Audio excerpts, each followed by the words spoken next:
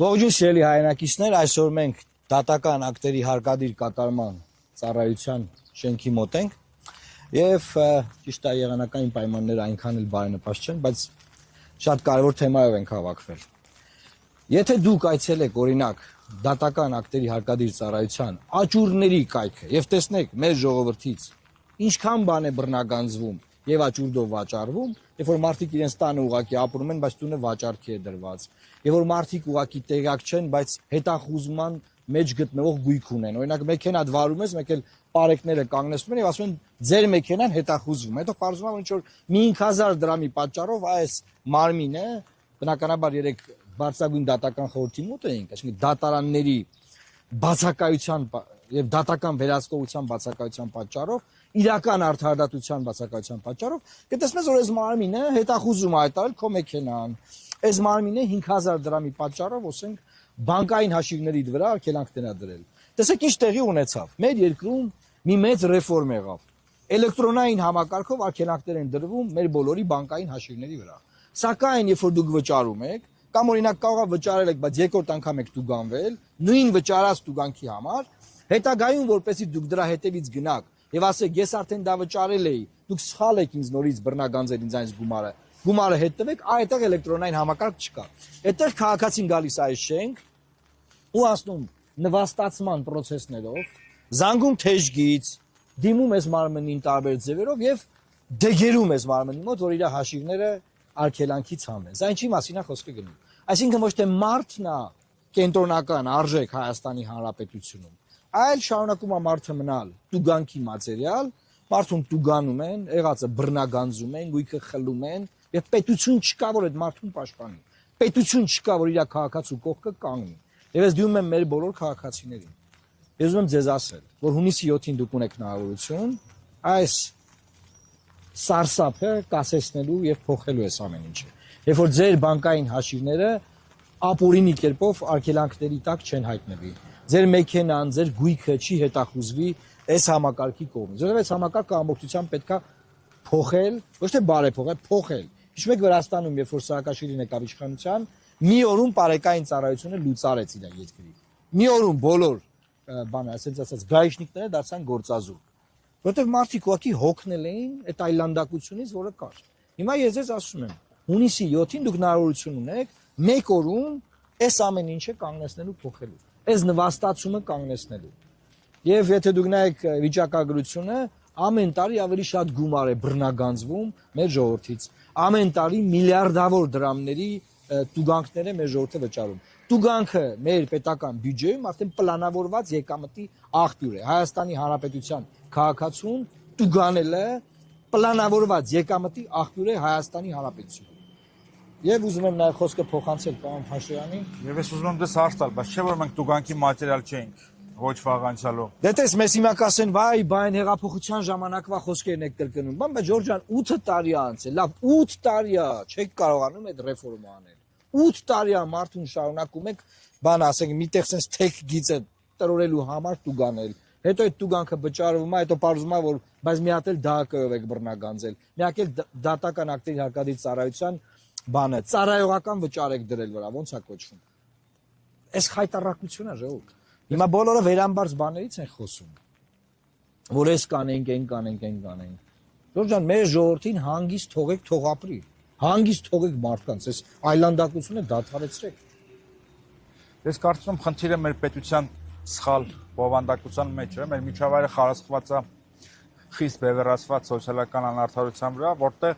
պետությունը չի կատարում իր գործառույթները քաղաքացիների նկատմամբ եւ պետությունը երկու գործառույթ է ըստ էության ունեցել՝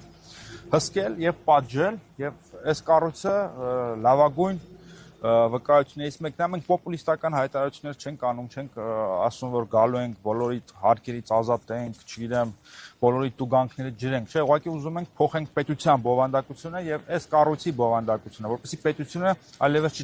չդիտարկվի որպես դահիճ պետություն եւ կարողանա իր պոզիտիվ պարտականությունները կատարել քաղաքացիների նկատմամբ, որպեսզի մարդիկ կարողանան հաղթահարել այս ծանր սոցիալական անարդարությունը։ Պետությունը չպետք է լինի դահիճ, պետությունը չպետք է իր միակ գործառույթը ունենա հսկելը եւ պատժելը։ Ես նաև ուզում եմ ավելացնել, որ շատ է չէ խոսվում, մարդն է պետության համար, Այլ ոչ թե։ թե պետությունը մարդու։ Հիմա հասկանանք։ Հիմա այս պարագայում մարդը է քաղաքացին։ Դու գանվում ա, չէ, հետո բարձում ա, որ սխալ ա դու գանվել, ինչ պետք է անի։ Քաղաքացին պետք է բողոքներ գրի, դիմի դատարան, փաստաբան վարձի, վազի այնտեղ բան անի, բայց դու գանվելուց այդ էլեկտրոնային համակարգով իր աշիվների վրա արգելանք դնելուց պետություն կա, չէ, պետությունն ա, չէ, դա արել։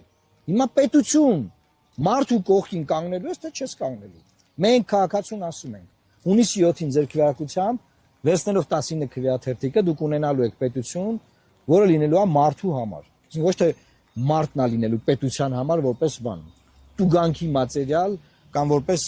գույքը, տունը, եղածը բռնագանձելու մատերիալ։ Սրա մասին էր այսօրվա մեր ուղերձը։ Մենք ուզում ենք նաև ասել, որ սա մի մեծ ռեֆորմների արդյունք պետք է լինի, որը սկսում է դատարաններից եւ շարունակվում է նաև այս համակարգով։ Այս համակարգը դարձել է մի մոնստր համակարգ մեր քաղաքացու վրա գործող։ Ինչ որ միտեղ պետքա փոխել, ինչ որ միտեղ քանդել, Ինչ որ միտեղ կտրել, վիրահատական միջամտություններ անել, բայց հասնել նրան, որ պետությունը մարդատյաց չլինի։ Սա մարդատյաց շարունակում է մնալ իր քաղաքացուն ատող համակարգ։ Եվ Նիկոլ Փաշինյանը իհարկե կարող էր այս ամենը փոխել, բայց հասկացա, որ ինչի որ փոխի, եթե կարող է գալ ինքը նստել եւ վայելել։ Սիրելի հայրենակիցներ, այսօր այս մասով այս ուղերձն ենք տալու նաև բոլոր քաղաքացիներին, ովքեր որ դժգոհ են այս մարմնից, այս տեսանյութը երբ որ կհրապարակվի, ձեզ կոչ ենք անում ձեր անհատական պատմությունները գրեք ուղարկեք մեզ, մենք նաև ուզում ենք անհատական պատմությունները ներկայացնել։ Օրինակ ես անհատական պատմություն գիտեմ, քաղաքացինից դիմել է, որ 5000 դրամ տուգանքի պատճառով մեկ էլ պարզվել է, որ պարեկները 3 մեքենաներով կանգնեցրել են, թե մեքենատ հետախուզման մեջ է։ Եվ չես կարող վարել մեկ, իջ հենց հիմա պետքա գնաս, չգիտեմ ինչ անես, եսին որտե վճարես, հետախուզման թուղթը հանես, բերես, տաս մեզ, նոր թողանք մեքենա վերցնես։ Գիտեք ինչ է կան, ինչ են անում, որ Չկա գժանոց ասած։ տուգանքա լինում վարկանական դահական գործի անցնում, բայց երբ որ արդեն վճարումները անում ես, ամիսներով քեզ կարող այդ համակարգից չհանես։ Դրա մասին եմ ասում։ Այսինքն էլեկտրոնային ձեր հաշիվները սարեցվում են, էլեկտրոնային նոր տեխնոլոգիաներով 21-րդ դարն է բերել մեզ համար այս իշխանությունը։ Բայց հետո արդեն դու պետք է գնաս, տեղ կանգնես, հերթ կանգնես, մտնես, զանգես, թեժգից չպատասխանեն, գաս ես պատուանների մոտ sense հերթ կանգնես, ընդ քաղաքացիները։ Մի անգամ եկեք այդ հերթերի մեջ նայեք մարդիկ ինչ են խոսում։ Մի հատ նայեք ձեզ ինչքան են քֆուր անում, որպես կառավարության ներկայացուցիչներ։ Մի հատ նայեք ինչա կատարվում, ինչ անեծքներ են ձեզ տալիս։ Ասենք, բա դուք չեք մտածում այդ ամեն ինչը մի օր շտկելու մասին, էլի։ Թե այտենց 7 միլիոն դրամ պարգևավճար ստանալով է։ Նախարարը ասեմ նաև արտադրության նախարարը այսօրվա միակ նախարարն էր, որ ասաց հարկերը հանած մոտավորապես 7 միլիոն նոր տարում փող եմ ստացել որպես պարգևավճար։ Ապրի։ Դե այդ եք դուք։ Ասենք, այնպես նախարարին ասում են բան անենք։ Ասում են բան կլինի։ Հայտարարագիրս կլինի կնայենք, բայց արտադրության նախարարը դուք որս կառավարությունում է աշխատում, սա էլ ասեմ։ 2 ամիս դահակայի պատճառով աշխատավարձ չեմ կարող ստանալ, որտեղ Սերժ Սարգսյանի ոստիկանությունը այնքան էր ինձ բերման ենթարկել։ Տուգանքները չեմ ուծել։ Ուտես մնացել է առանց աշխատավարձ։ Դե հիմա ըստ էության 8 տարի անց մենք արձանագրում ենք, որ էս ամեն ինչը ոնց կա այդպես մնացել։ Այս ամեն ինչը ոնց կա այդ ձևով մնացել։ Էսա։